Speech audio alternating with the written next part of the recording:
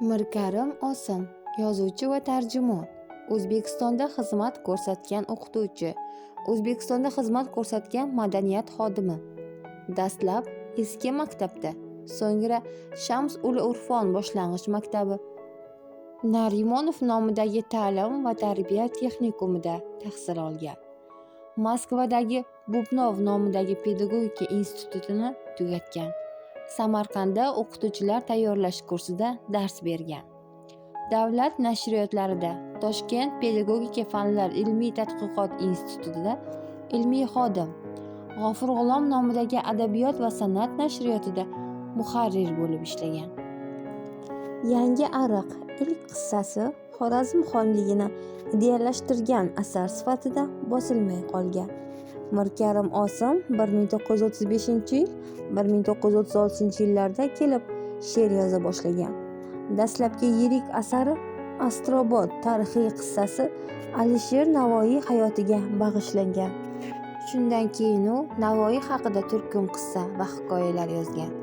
Mirkarim Osim O'rta Osiyo xalqlari tarixining eng qadimgi davridan 1917-yilga qadar kechgan vaqt ichida o'tgan muhim tarixiy voqealarni va shu davrda yashagan o'zbek xalqi ulug' siymolarini hayotini aks ettiruvchi o'nlab qissa va hikoyalar muallifidir.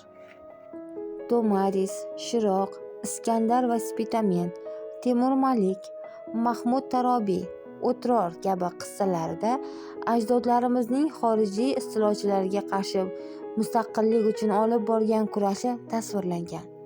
Mirkarim Osim o'z asarlarida Amir Temur, Ulug'bek, Al-Xorazmiy, Beruniy, Ibn Sino, Mashrab singari o'zbek xalqi ulug' farzandlarining yorqin obrazlarini yaratib bergan. Uning Zulmat ichra nur, Ajdodlar qissasi, Jayhun ustida bulutlar, Al-Jabrning tug'ilishi, Ibn Sino qissasi, Singan Setor singari asarlari o'zbek tarixiy qissachiligining yuksak namunalaridandir.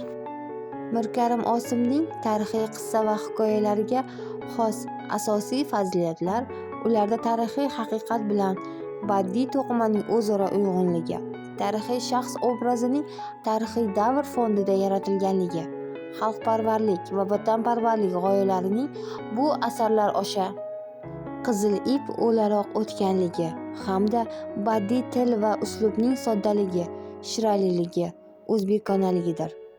Mashalohovning Tinch oqar don, Sabaradinning Yildirim Bayazid romanlari va Mbatning Hayot bo'stoni qissasi va boshqa asarlarni o'zbek tiliga tarjima qilgan. Buyuk xizmatlari uchun ordeni bilan mukofotlangan.